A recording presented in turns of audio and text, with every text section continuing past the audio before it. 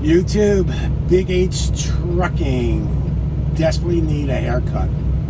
Desperately. Anyway, I'm at the terminal. That's it. I'll be out for a week. Actually, 8 days, returning on the 19th.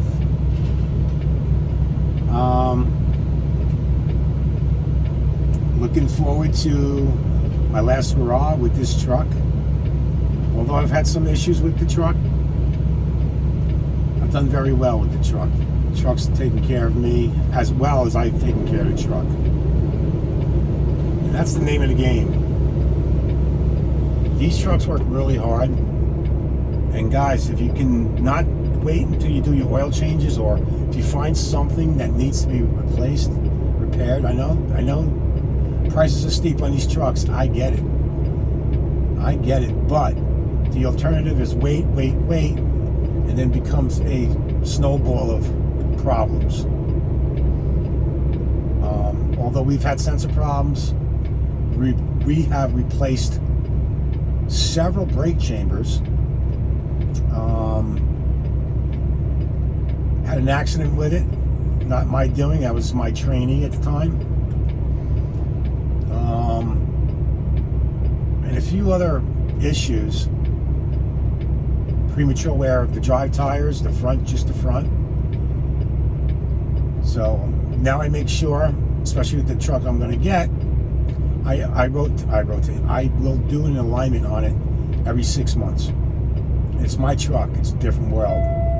This was getting handed back, but I was still anal on oil changes. I do oil changes 40,000 miles on this lease truck. Recommended 75,000. I don't believe in that. I believe in taking care of the truck. The truck takes care of you. I've had a good run with it. Again, a couple of headaches. One time broken down on the side of the road because the upper radiator hose kind of worked a hole in it and sprayed antifreeze all over the place. Had to get towed once because they did go into limp mode. Do regen. Thank God it was in Wisconsin, so the tow bill was, I think, somewhere around $700. It wasn't that bad, as tow bills can be. We towed it nearly 85 miles. It was a long tow. So I was really thankful that it happened there. But other than that, we put as I sit here, 330,954 miles on it. And I believe 4,000 of it came with the truck, because I got this truck off the lease, or somebody had leased it and turned it in with 4,000 miles, 4,500 miles. So but roughly I did 326,000 miles. And those are not, those are pretty much dispatched miles. I don't take this truck home. Do I bobtail? Yeah, occasionally I bobtail, but not far.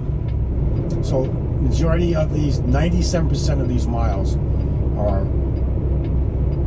my miles that I was dispatched on. So I'm quite happy with the results. That's why I went to another Peterbilt. But I'm planning on taking care of my truck, because it will be mine. Not right away. Prime still owns it. But after trying to shoot for 18 months, 20 months, pay the truck off in its entirety. We'll see how the market is. Hopefully the market picks up. I will take care of it with kid gloves. I'm not going to be into buying extras. That's not my game. It's not the Peterbilt I want, which is like a 2002, 2003, where you can chrome it out, put stacks on it, sound of the Jakes. This is my earner. This is going to be my earner. Again, the quicker I pay it off, the quicker that raise becomes mine. Instead of spending the $1,300 a month, a week. I wish it was a month on the truck payment. No more truck payments, and all that profit comes to me.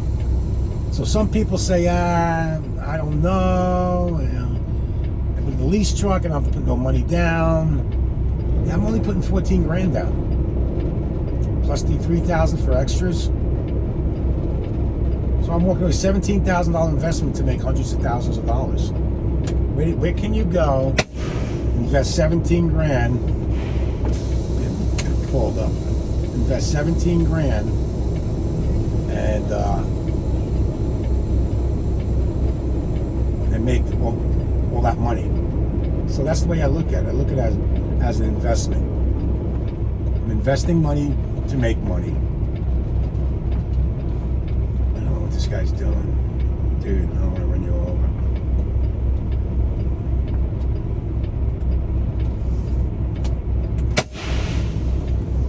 So, think of it like that, folks. I'm buying a truck. Yes, that's going to be mine with a $100 balloon payment at the end of the day. And but I hold on to an asset.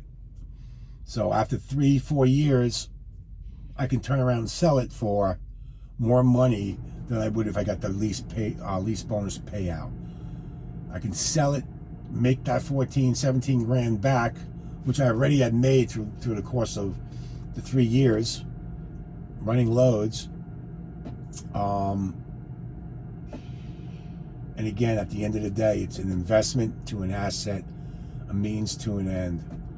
So I have no idea when it's coming in. No VIN number yet, and I put my order in over a month ago. My dilemma right now is my lease is up August 1st. I can carry it a little further. I can carry it another week or two.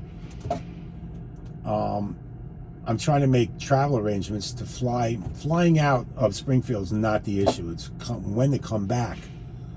Since no one knows when that truck is going to be in, because it goes to stripes and stuff first, to get the decals put on, to get what I want put on, and then it goes to Prime. So I'm going to contact them next week, see if they have like an about. All I need is an about date, because I don't want to come back and I'm sitting in a hotel room for 2 weeks, blowing $90 a night. That's not what I want to do. I want to try to get back. Hopefully the truck's at stripes and stuff. When I do get back, so this way I can hang for a day and then get the truck in, do its paperwork, and then go to town with the detailing. I'm going to rent a storage box in Missouri. That's where I'm going to put my load locks, my tools, stuff for this truck that I have now. Instead of breaking it down and throwing it out or whatever, I'm going to put everything in a storage locker. It's relatively cheap. So those are my plans, and I'm excited. I'm looking forward to it.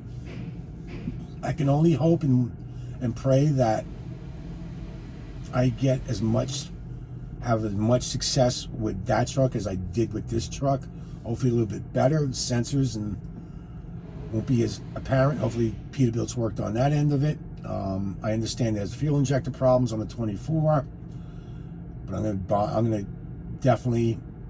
I was told, you can take this with a grain of salt. Try not to use Love's fuel, because Love's fuel tends to be dirtier. But I'm going to be in the habit of getting filters for it, changing it more often than not, and using fuel injector cleaner to keep those jets clean. Those are some of the things that you can do to try to prevent you having because the injector clogs you on the side of the road. And yeah, for the first year, the tow is on Peterbilt, but after that, it's not. So I don't want it to get to that point. So I was kind of talking to a mechanic at Peterbilt. He said I wouldn't go more than 20,000 miles, change the filter, and use injector cleaner. So that's what we're gonna do. Oil every 25,000 miles without thought.